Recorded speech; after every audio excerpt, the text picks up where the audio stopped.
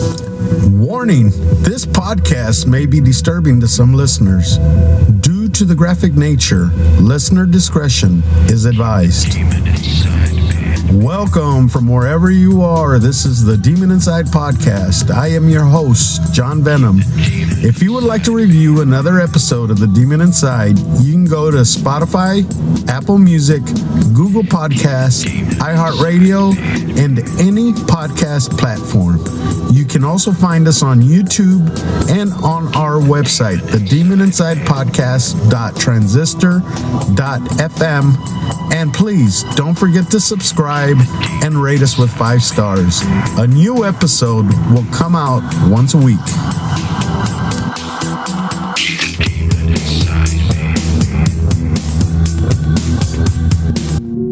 Hello, my Demon Insiders, and welcome back to the Demon Inside. I'm your host, John Venom, and today we are going to be talking about the Demon Inside, Thuy. Now, this is following a pattern that I talked about last week, and you guys know that I love going through these patterns, and this one's a little bit different than what I usually do.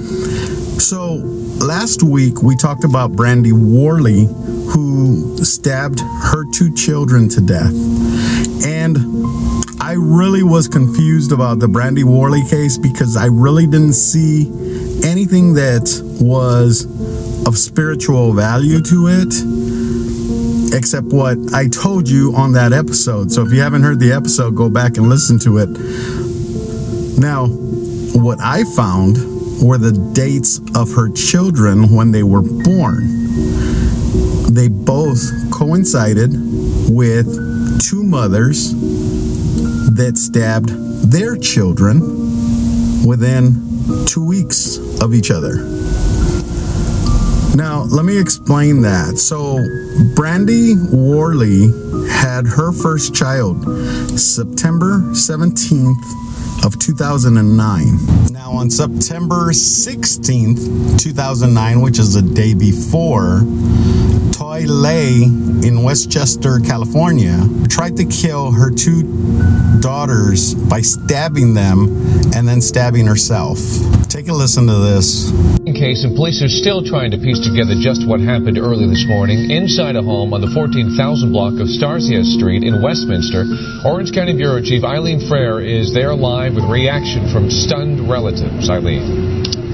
And David, the latest as well on the condition of the children and the mother. The 5-year-old girl is in a medically induced coma this afternoon. Her 3-year-old sister and the mother, the suspect, suffered superficial wounds, so they are expected to survive. The motive of these stabbings is still not clear, although some family members told us that the mother seemed to be depressed over something over the past week or 2. Police allege Thuy stabbed her daughters, 3-year-old Jo Beth and 5-year-old Rihanna, then tried to kill herself at her cousin's house in Westminster. I saw, the blood around, my cousin, chest. I said, and I asked her what's going on. And she said nothing. She said she just crying. I said, no, I got to call police right now. You have to tell me what's going on. Her cousin's family awoke to hear children crying around 6:30 in the morning. I look, oh my God, blood in the blanket. I see her whole 2 babies. The family says Lee had placed a knife in the kitchen sink. Police arrived at what they call a bloody scene. They found the mother clutching her 3-year-old daughter. Both the mother and this 3-year-old were covered in blood. Officers were directed into another bedroom where they found the woman's 5-year-old daughter, who had 1 stab wound to the chest. The 3 Garden Grove residents were at the home visiting her cousin's family. Her cousin says everything was fine last night, but he believes the stay-at-home mom was depressed over something, possibly financial problems, after receiving a strange call from her last week. And she just crying and asked God, hey, go ahead, you guys pray for me. That's it. And we asked, and we all asked, what's going on? Tell us a story. And she just kept crying, and she hung up. She did admit to stabbing her daughters and then stabbing herself in a suicide attempt. Police also interviewed the visibly distraught father, a taxi driver who arrived at the home shortly after the stabbings. I don't know if there's some marital issues happening, if there's a mental health issue that's a factor. I just don't know. We don't have an answer to that right now. And again, the 5-year-old girl is in a medically induced coma tonight. Her 3-year-old sister and the mother suffered superficial wounds. The mother, according to police, is going to be facing charges of attempted murder. Reporting live from Westminster, Eileen Frere, ABC 7 Eyewitness News. So before we get too far into this, let me just let you know, this is a crime against children, but both of her children survived. Thank God. Robert Greer, which is her boyfriend of 10 years, was working as a real estate appraiser, and they lived in a house in Stockton, California that they could no longer afford and were forced to sell it. Lay relocated to Orange County to live closer to her family, and Greer followed 8 months after. They rented a small house in Garden Grove. Greer worked as a taxi driver, and Lay worked in a massage parlor. Now, according to court documents, there was 7 times that Lay called the police on Robert Greer. He had become addicted to methamphetamines, and she called the police on him 5 different times in Stockton and 2 times in Grover. One of the times that she called, and these were like simple, stupid things because nobody was ever arrested. Nobody was ever taken away. It didn't get really violent or anything like that. The kids never suffered. CPS was never called. So one of the times she did call the police was because he was doing meth in the house and he locked her out of the house. I guess she had gone somewhere and she came back and she couldn't get into the house because he locked the doors. And so the police were called. Now, I kind of find this a little humorous because not that doing meth is a good thing. I really frown upon people that do meth or any type of drugs. If you're not in the right headspace, if you're not, all there and you're doing drugs, it's an addiction that needs to be taken care of. And it's a very heartfelt sickness that people have, but it's also, for me, it's a choice. You have to buy it from somewhere, and if you really want to get off it, you just don't buy it no more. It just doesn't appear at your house. But with that being said, I find it amusing because I can only imagine this guy on meth in the house, probably paranoid that somebody's coming after him, and there she is knocking on the outside door, and he's probably freaking out even more, and that's why he never opened the door, because he was paranoid that maybe the cops were outside and it was really her. But that was the extent, and she actually moved from Stockton to the house in Garden Grove because she was trying to protect herself and the kids from his meth use. She wanted to be closer to her family, who could give her more support. Now, they loved each other, don't get me wrong, and that's why they stayed together. But he did have this addiction. But here's the thing, as of 2009, the police and anybody that does investigations into his meth use or whatever, he could have stopped a long time ago. We don't know that. We didn't even know that he did meth until they brought it up in court. And that was, like I said, when they were living in Stockton and twice in Garden Grove. But I mean, for all we know, he could have stopped, and he was driving around in the taxi. He was trying to support his family. He was trying to be a good man, but they brought all this out because they found out that he did meth.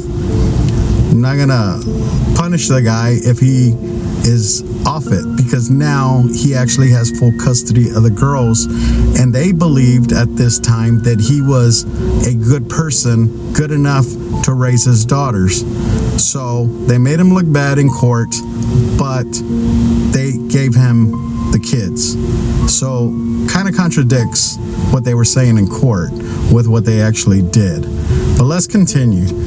A few weeks before the stabbing in the fall of 2009, Lay told Greer that she was being stalked, followed by a gang, that everyone who came into the massage parlor was an undercover cop, and that someone had put a demon curse on their house in Garden Grove. Lay begged Greer to look into the history of the house. Maybe it was haunted. Lay told Greer she felt a presence in the house that she did not have the power to confront. Lay pleaded for them to move to a different house. Greer dismissed the thought. When Greer worked nights, Lay would become so frightened in the house that she would take the girls to her cousin's house to spend the night on a mattress in the living room.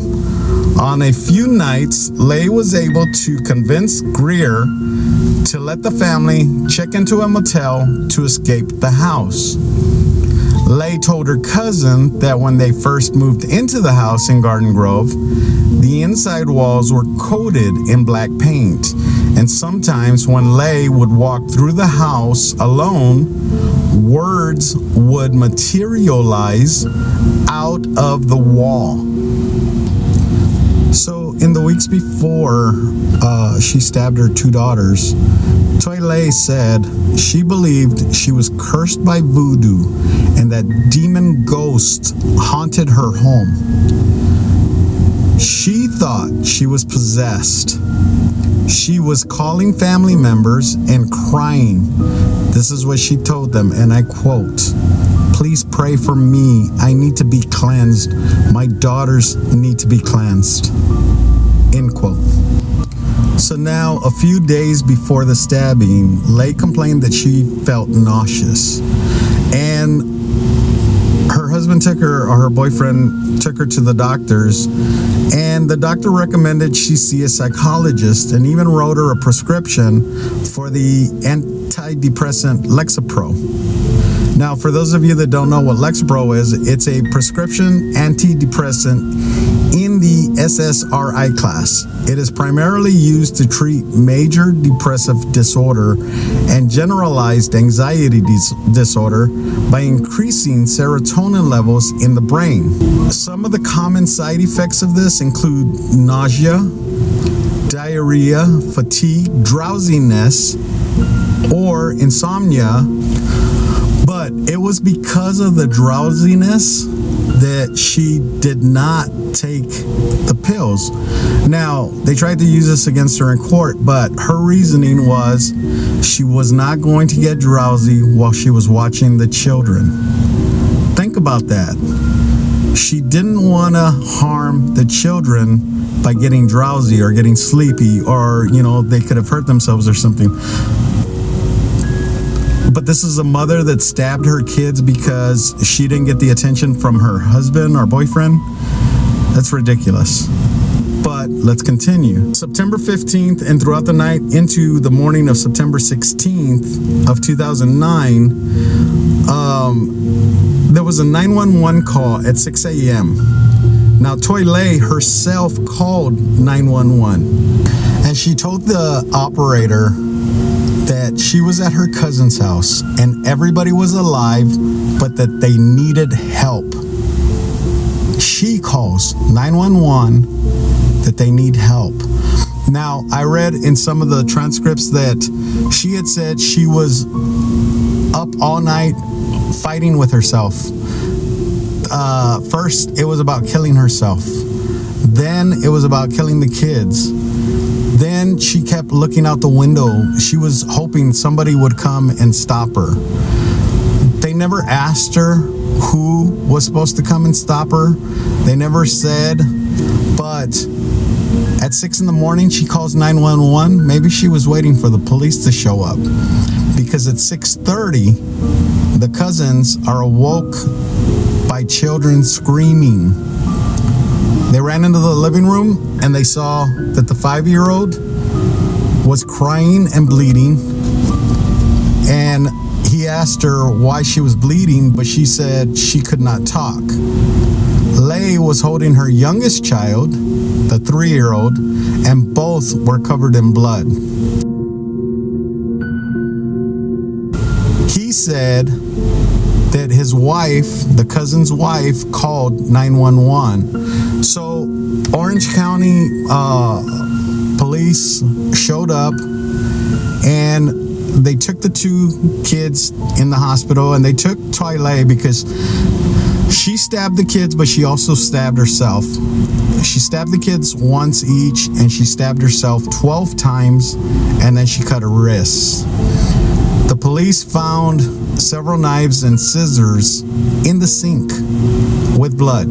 Thuy, when she was screaming, when her cousin first heard her, she said, "I want Bobby," which is Robert, her boyfriend.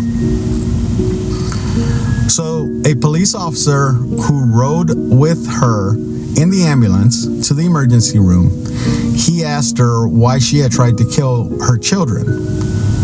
Now, this is what Thuy said, according to the police officer. And I quote, "I knew something like this was going to happen. I tried to tell him," end quote. Now, they used this against her, saying that she wanted to kill the kids to get back at him, and I told him so. But I see it as whatever evil spirit was there, and whatever evil spirit was trying to control her, she was trying to fight it. And she told him, "This thing is getting stronger, and I'm not going to be able to fight it anymore. And I don't want to hurt the kids. I don't want to hurt myself." But nobody believed her. Now, the lawyer, of course, pleaded not guilty by reason of insanity. So now they were going to see if she was insane. And what happened was, they actually said that she was sane. Now, you guys know me, and I do believe she was in her right mind when this happened. It wasn't her, but it was this demon that was playing her and took control and stabbed them. And because of that, she has her life ruined now. These kids are going to grow up wondering why it happened. Their life is ruined. Her husband's life is ruined. The cousins that they saw all that, it ruined them too. It ruins everything about a family, especially a close family, when these things find their way in. So here's what I found interesting as well. This case came a day before Brandy Worley's oldest daughter was born. But I also found a different case. When the police were talking to the news media, an officer said that this attack was reminiscent of an incident at a house in the 7800 block of Irvin Avenue in North Hollywood on September 2nd, when Antonia Gomez, 37, allegedly slashed the throats of her 11-year-old daughter and 16-year-old daughter, killing both girls. Police said that the woman was later found with slash wounds to her wrists and upper body. That's gonna be another case that I'm gonna look into. But with my pattern, this lady killed her 2 kids. Thuy didn't kill them, she fought it. And she didn't. So is that the same pattern? Because it didn't happen like the same way. But with the Brandy Worley, they were 5 and under. With Thuy, they were 5 and under. With this case, it was 11 and 16. This one goes along with Deborah Jeter. I believe Deborah Jeter's demon is the same as this one from Antonia Gomez. You know, the deeper I go into these cases, the worse I find in humanity. I'm not saying that these are all demons that take advantage of people. Well, actually, that's exactly what I'm saying. Because people get frustrated, get angry, get depressed, and they start allowing things to happen to them that they shouldn't. There was an exorcism or an exorcist that said something that I found very appropriate. He said that the best way to deal with a demon is through humor. We get so caught up in our lives, we get angry, we get frustrated, we get nervous, we get scared, we have this fear all the time, paying the bills, taking care of the kids, going to work, meetings, the car, this and that. We got so much built up on all this. One little demon putting in your head, there's a way you can be at peace. And trust me when I say this, these demons will put something in your head and you'll believe it's your idea. So something small would be the baby's crying. You know what? I'm gonna ignore her for a little bit just so I can have a little peace. The bill, I'm gonna ignore the bill because I could always make it up later. Thing is, when you ignore a baby, you're actually contributing to her being a different person as she grows up, or he grows up. And when you neglect your bills start piling up. But at that time, you think all you need is a little peace. So starting with these little yeses, then the demon gives you bigger and better ideas on how to solve problems. And you go with it thinking that your problems are going to get better by ignoring them, by drinking, by doing drugs, by doing whatever it is that you do to solve your problems. Or even if you don't do drugs or drink, you still start ignoring your job. You lose it. Your bills pile, your family, you forget your family, and then it just becomes the easy way out to get a little peace is to kill yourself, and then it comes out to kill your family first so they don't have to see the suffering that you have, because that's what you're going through. Then you take your own life. Was her house haunted? Did she have a demon? Yeah.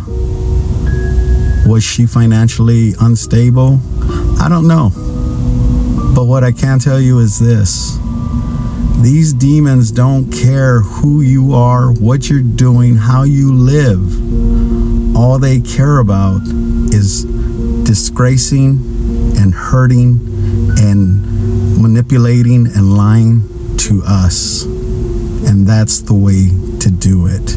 And by us wanting to kill ourselves and us killing our kids is one of the biggest FUs to God, because God gave us life. And this is what we did with it. Thanks a lot for listening, guys. I'll talk to y'all next week. Hope you have a nice one. Take care. Be safe. Don't forget to subscribe to the Demon Inside podcast on any podcast platform. A new episode of the Demon Inside will be released every week. Let us know what you think of the episode on any of our social media platforms. If you have any questions or comments, go to the Demon Inside Podcast at gmail.com or click at the link below. We would love to hear from you. And to become a Demon Insider, go to the demoninsidepodcast.transistor.fm. We thank you for listening and hope you will join us next week for a new Demon Inside podcast. If you enjoyed this episode, please tell your friends. I am John Venom, and I'll see you next time, if I don't get possessed. The Demon Inside was created and written by James Porter. It is a production of Venomous Entertainment. Background music is by Lucas King. And the title song, The Demon Inside, was produced by Rice Fulber. Music and lyrics by Peter Shelley. And performed by Conjure One. All the content on this podcast is strictly the opinion of the content creator and not the organization, its affiliates, or employees.